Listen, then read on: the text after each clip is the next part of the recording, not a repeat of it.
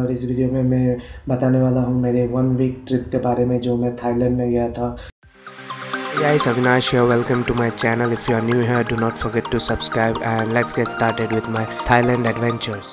Hello friends, मेरे YouTube channel पे आपका स्वागत है। मैं अविनाश आपको पूरी जानकारी देने वाला हूँ मेरे रिसेंटली थाईलैंड ट्रिप पे जो वीडियोस आप देख चुके होंगे। अगर आप मेरे चैनल पे सब्सक्राइब्ड है और मेरे चैनल पे पहली बार आया है, प्लीज़ सब्सक्राइब कीजिए मेरा चैनल, बिकॉज मैं बहुत सारी ट्रैवल वीडियोस ऐसे लाने वाला हूँ। इस वीडियो के बाद आप मेरे चैनल में सिर्फ हिंदी व्लॉग्स देखेंगे जो कि स्टार्ट होंगे मेरे वियतनाम सीरीज़ के बाद। तो इस वीडियो के बाद मेरा वियतनाम सीरीज़ शुरू होने वाला है जो कि इंग्लिश में है, बट उसके बाद जो भी ट्रैवल के वीडियोज़ होंगे मैं ट्राई करूँगा कि वो हिंदी में हो ज़्यादातर। ये डिसीजन मैंने लिया क्योंकि मैंने यूट्यूब एनालिटिक्स में देखा कि मेरे जो भी ज़्यादा सब्सक्राइब लोग हैं वो हिंदी स्पीक करते हैं, और मैंने बहुत सारे लोगों से बात की सोशल मीडिया में, और ऑल्सो यूट्यूब के बहुत सारे कमेंट्स आए कि आप हिंदी में वीडियो क्यों नहीं बनाते। अगर आपको ये डिसीजन अच्छा लगा हो प्लीज़ कमेंट कीजिए कमेंट सेक्शन में। और मैं जानता हूँ कि ये मेरा पहला वीडियो है हिंदी में, सो थोड़े बहुत ऊपर नीचे होने वाला है इसके बाद जो भी ट्रैवल वीडियोस में बनाऊंगा, सो कृपया करके मुझे माफ़ करें फॉर सम टाइम। और इस वीडियो में मैं बताने वाला हूँ मेरे 1 वीक ट्रिप के बारे में जो मैं थाईलैंड में गया था।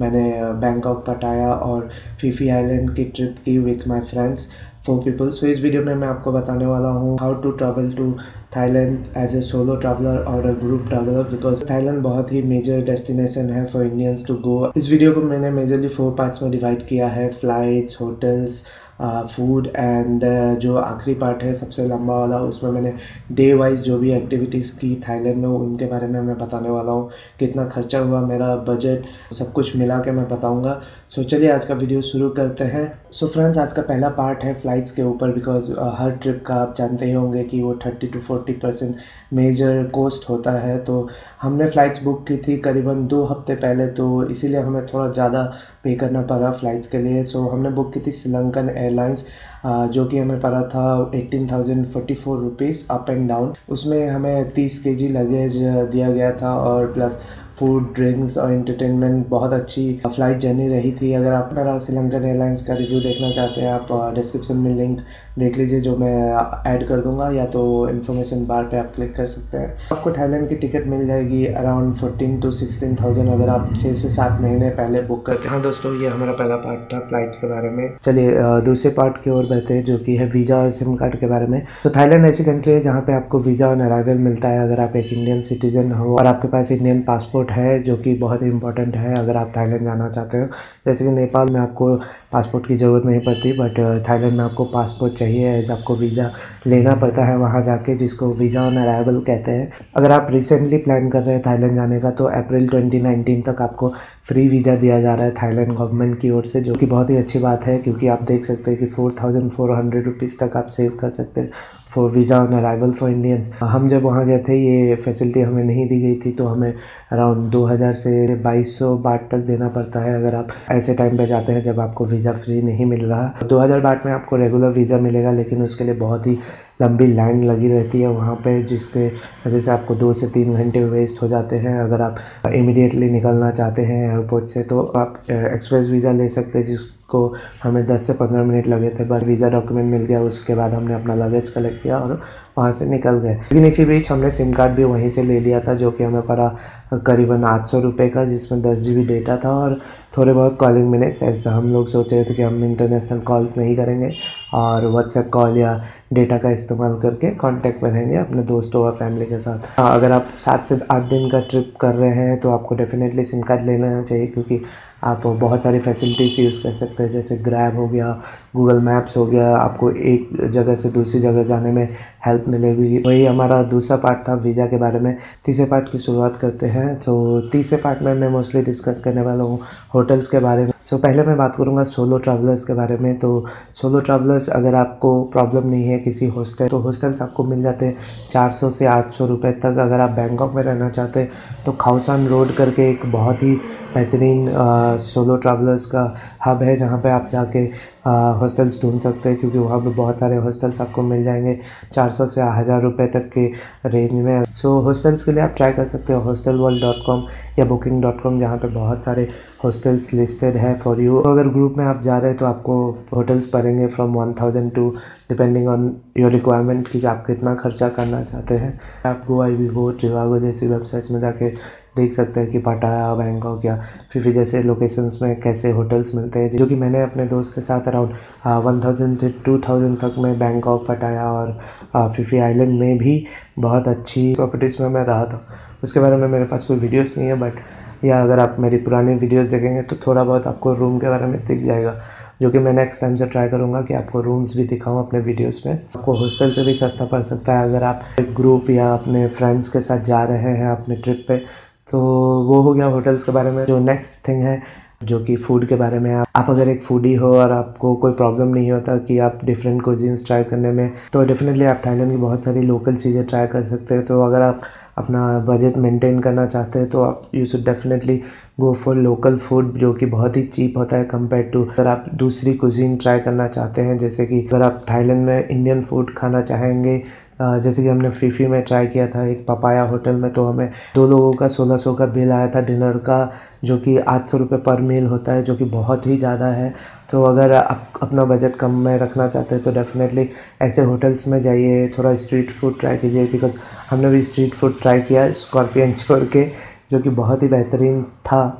अगर आप एक नॉन वेजिटेरियन है तो आपके लिए तो जन्नत है थाईलैंड जैसी जगह। इवन साउथ ईस्ट एशिया, जहाँ पे आपको बहुत सारी टाइप्स की फूड या कुजीन मिलती है आपको ट्राई करने के लिए। फॉर अ बजट ट्रैवलर, अगर आप लोकल फूड ट्राई करना चाहते हो और आप बजट डाउन रखना चाहते हो, तो मेरे हिसाब से 800 से 1000 रुपये बहुत है एक दिन के लिए, जिसमें ब्रेकफास्ट, डिनर और लंच इंक्लूडेड होगा। और अगर आप हॉस्टल या होटल ही ऐसा बुक करते हैं जिसमें आपको फूड प्रोवाइड किया जाता है, तो बहुत ही बेहतरीन बात है, क्योंकि आप बहुत सारा पैसा बचा लेंगे और आपका डिनर और लंच ऑलमोस्ट 600 से 700 रुपीज़ में हो जाएगा। वो था सोलो ट्रैवलर्स के लिए जो बजट में अपना ट्रिप पूरा करना चाहते हैं और एक्टिविटीज़ या अदर चीज़ों में खर्चा करना चाहते हैं। और अगर आपको कोई प्रॉब्लम नहीं है पैसे का खर्चा करने में, फूड में आप इंडियन ही फूड ट्राई करना चाहते हो, तो आपका बजट ऑलमोस्ट 2000 तक रहेगा पर डे। वो हो गया फूड के बारे में।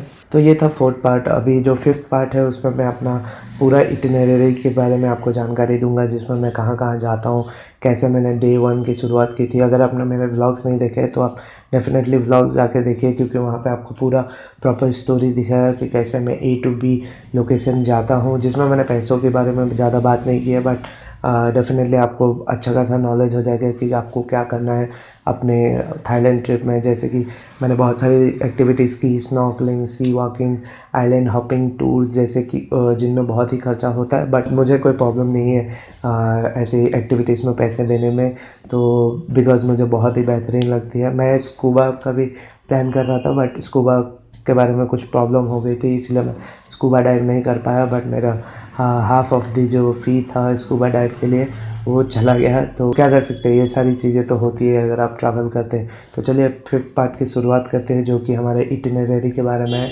जिसमें मैं डे 1 टू अपने लास्ट डे तक पूरे ट्रिप के बारे में मैं बताऊंगा कि मैंने क्या क्या किया और क्या क्या मचाया थाईलैंड में। सो आप पहले से ही जानते हैं फ़्लाइट्स और वीज़ा के बारे में, तो मैं वो सारी चीज़ें आपको फिर से नहीं बताऊंगा। सो जो पहला दिन था, हमने इंडिया से शुरू किया, फिर श्रीलंकन एयरलाइंस हमें श्रीलंका लेके गई और वहाँ से हमें फिर बैंकॉक पे ड्रॉप कर दिया, जो कि बैंकॉक का मेन एयरपोर्ट है, सुवर्णभूमि एयरपोर्ट, जहाँ पे आपको वीज़ा मिलेगा। बैंकॉक एयरपोर्ट से निकलते ही हम लोगों ने टैक्सी बुक की, ग्रैब की, और हम निकल पड़े पटाया की ओर।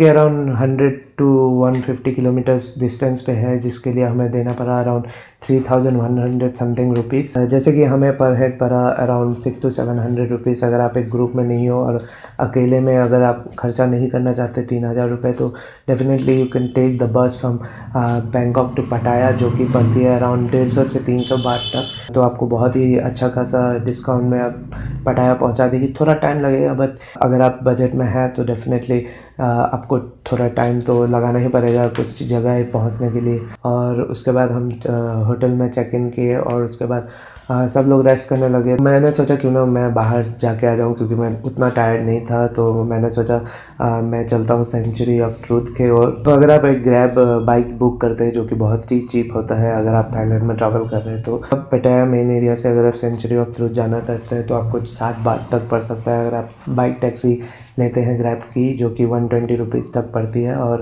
उसके बाद आपको सेंचुरी ऑफ ट्रूथ पहुंचने के बाद 500 बाट का फ़ी देना पड़ता है, जो कि बहुत ही ज़्यादा है for a tourist. But as you know India में भी अगर आप कोई टूरिस्ट डेस्टिनेशन पे जाते हैं तो बहुत ही ज़्यादा चार्ज किया जाता है फॉरेन ट्रैवलर्स को कंपेयर टू द लोकल्स। सो हाँ, लोकल्स के लिए बहुत ही चीप है सेंचुरी ऑफ ट्रूथ, और अगर आप एक फॉरेनर हो तो आपको डेफिनेटली 1000 रुपीज़ तक पे करना पड़ता है। आप मेरा व्लॉग चेक कीजिए जिसमें मैं सेंचुरी ऑफ ट्रूथ के बारे में पूरा आपको दिखाता हूँ कैसा जगह है।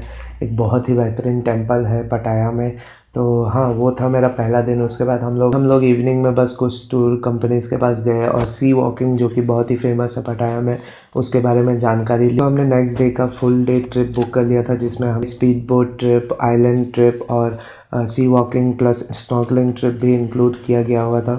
सो नेक्स्ट डे वो लोग आते हैं हमारे होटल पे और हमें पिकअप करके लेके जाते हैं पटाया बीच तक, जहाँ से हम अपना जर्नी शुरू करते हैं एक स्पीड बोट में जो कि बहुत ही फास्ट स्पीड में हमें लेके जाती है मेन स्पॉट पे जहाँ पे हम सी वॉकिंग करते हैं।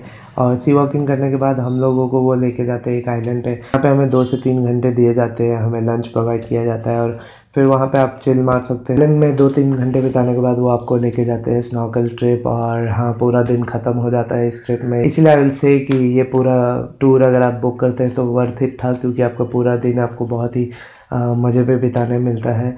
उसके बाद आप ट्रिप से आके वॉकिंग स्ट्रीट की ओर जा सकते हैं जो कि बहुत ही फेमस है पटाया में। अगर आपको खाना खाना है या बहुत सारी other activities, live shows, music के चलते रहती है वहाँ पे। जो हमारा तीसरा दिन था वो एक ट्रैवलिंग डे था, क्योंकि हम पटाया छोड़ के फिर से बैंकॉक की ओर जा रहे थे और बैंकॉक से डॉन मोइंग एयरपोर्ट जो कि डोमेस्टिक फ़्लाइट्स के लिए जाना जाता है, उस वहाँ से एक फ़्लाइट पकड़ के हम करावी जाने वाले थे। उस फ्लाइट के लिए हमने पे किया था अराउंड 3 to 4,000 रुपीज़ जो कि अप डाउन था। सो पहले हम करावी जाते हैं और वहाँ से एक फेरी लेनी पड़ती है फीफी आइलैंड जाने के लिए। आप फुकेट भी जा सकते हैं, बट मैंने सोचा क्यों ना फीफी आइलैंड जाया जाए, क्योंकि फुकेट बहुत सारे लोग जाते हैं और I wanted a peaceful place. So Phi Phi island भी क्राउडेड रहता है, बट वहाँ पर बहुत सारे टूरिस्ट नहीं जाते लाइक कंपेयर टू फुकेट। सो इसीलिए मैंने सोचा पहले फीफी आइलैंड जाया जाए। सो हमने कराबी तक फ़्लाइट बुक की। उसके बाद कराबी से आपको फेरी लेनी पड़ती है जो आपको इजीली अवेलेबल हो जाती है, तो कुछ एडवांस बुक करने की भी ज़रूरत नहीं होती उसके लिए। बहुत ही बेहतरीन फेरी रहती है। आपको अगर ड्रिंक्स करना है या बहुत सारी चीज़ें, वो सारी चीज़ें आपको फेरी पे अवेलेबल मिलती है। कराबी से फीफी का सफ़र अराउंड 2 घंटे का होता है और आपको फेरी के लिए अराउंड 700 से 800 रुपये तक देने पड़ते हैं। 2 घंटे बाद हम फीफी पहुंच चुके थे और क्या बताऊं दोस्तों, वो बहुत ही बेहतरीन जगह है।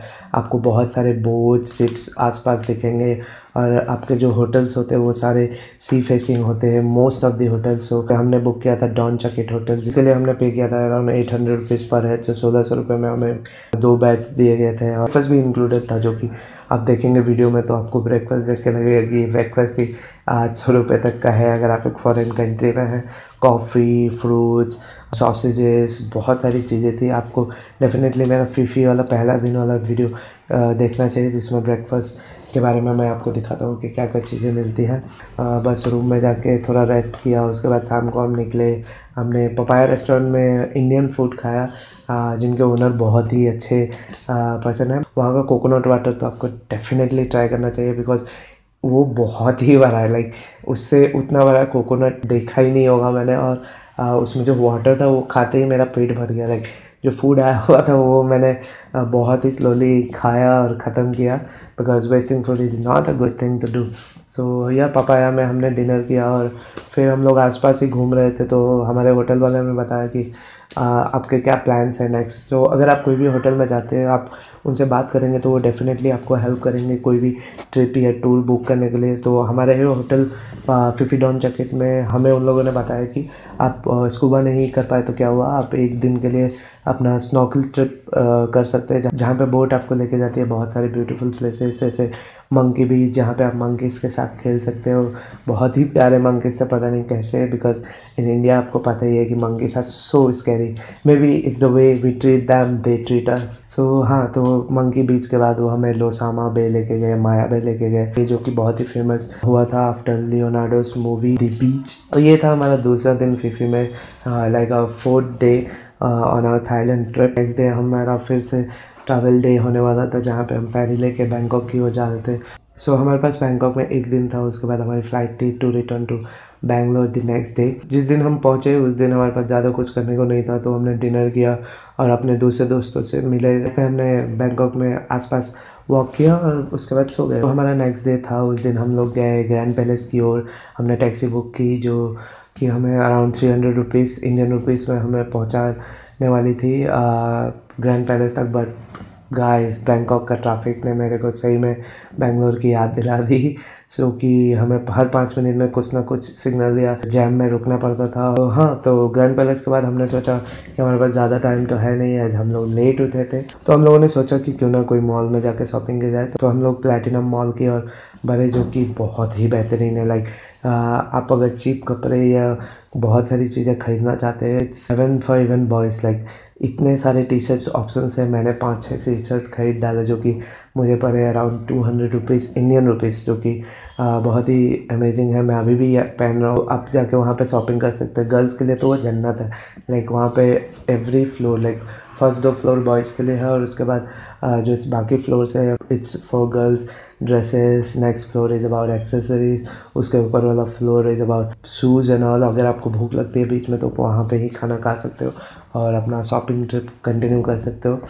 सो ये था हमारा हाफ डे इन बैंकॉक। उसके बाद हमारी जो फ्रेंड थी बैंकॉक में जो वर्क कर रही है, उससे हम लोग मिले और उसके साथ हम लोग गए खाउसान रोड, जो कि हमें लास्ट डे ही चला जाना चाहिए था, जो is like crazy alive street. वहाँ पे रोड साइड ही पार्टी होती है। लाइक अगर आप खाउसान रोड का नेक्स्ट स्ट्रीट जाएंगे तो वो पूरा ही खाली रहता है, बट अगर आप Khao San road like the main street पे हो तो वहाँ पे बहुत सारे पब्स और हॉस्टल्स और मसाज पार्लर्स है जो कि रोड पे ही पार्टी करते हैं और it's totally an amazing experience if you are going there. So I will suggest कि नेक्स्ट टाइम जब भी मैं बैंकॉक जाऊँ, मैं तो डेफिनेटली खाउसान रोड में ही होटल या हॉस्टल बुक करने वाला हूँ, इवन विथ माई फ्रेंड्स।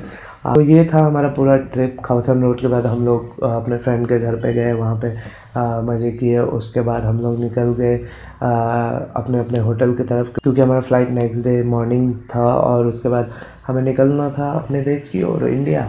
तो यार दोस्तों, ये मेरा पूरा ट्रिप था थाईलैंड का। होप इससे आपको बहुत ही इन्फॉर्मेशन मिला हो। सो हमारा पूरा बजट जो खर्चा हुआ अराउंड था 60 to 70,000, बिकॉज हमने एक्टिविटीज़ में बहुत सारे पैसे स्पेंड किए थे। और आपको इस वीडियो में बहुत सारा इन्फॉर्मेशन मिल ही चुका होगा कि आपको नेक्स्ट ट्रिप कहाँ पे करनी है अगर आप एक फॉरेन डेस्टिनेशन सोच रहे हो तो।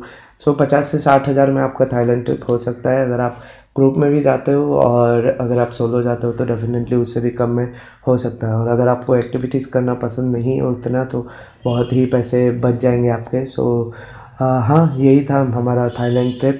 अगर इस वीडियो से आपको इन्फॉर्मेशन मिली हो या आपको वीडियो बहुत ही अच्छा लगा हो तो डेफिनेटली सब्सक्राइब कीजिए मेरे चैनल को और इस वीडियो को लाइक कीजिए, क्योंकि उससे मेरे को थोड़ी मदद मिलेगी to grow my channel and या to make more videos for you guys. And yeah, with this said, see you guys in the next one. Hope you like this video. Bye bye.